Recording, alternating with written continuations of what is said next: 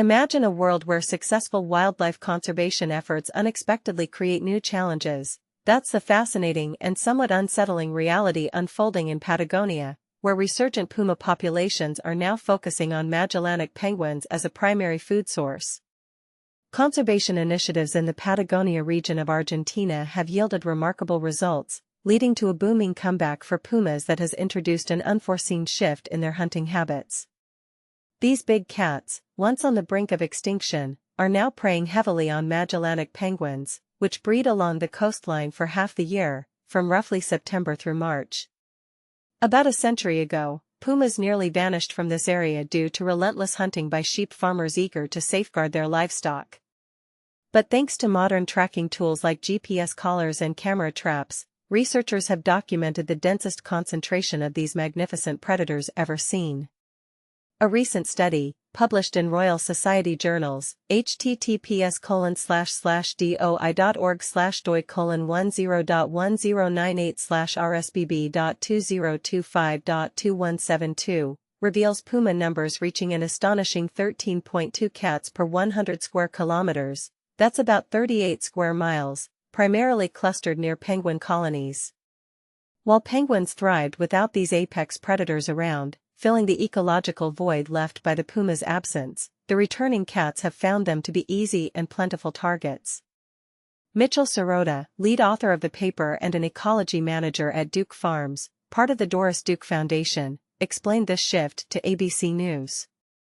As the region's top predator, pumas were once vilified as pests in the early 1900s, when sheep ranching dominated Argentina's economy.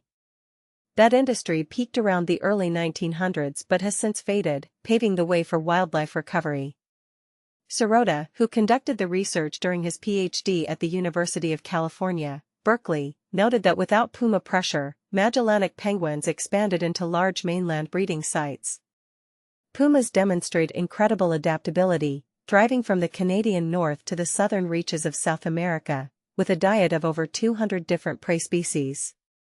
It's astonishing how they've adjusted so dramatically here, and yet, perhaps it was inevitable, as Sirota pointed out.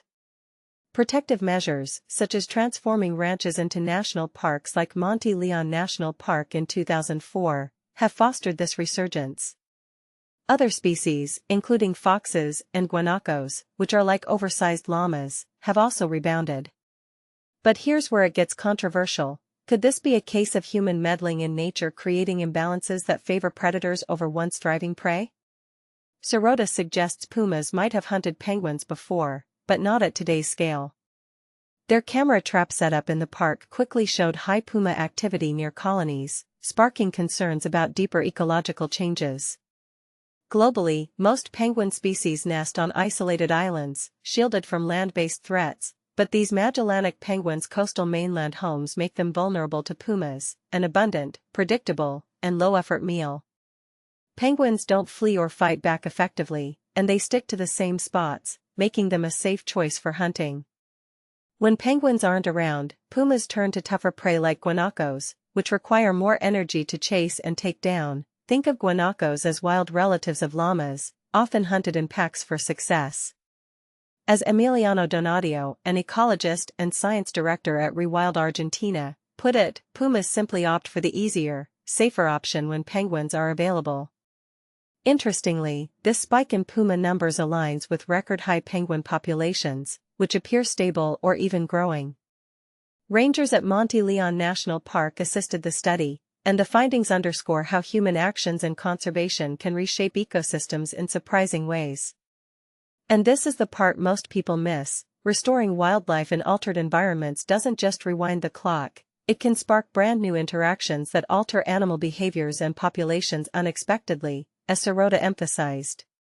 For beginners diving into ecology, it's like a reminder that nature's balance is fragile. When we remove one piece of the puzzle, like predators, the whole picture shifts, sometimes leading to unforeseen consequences.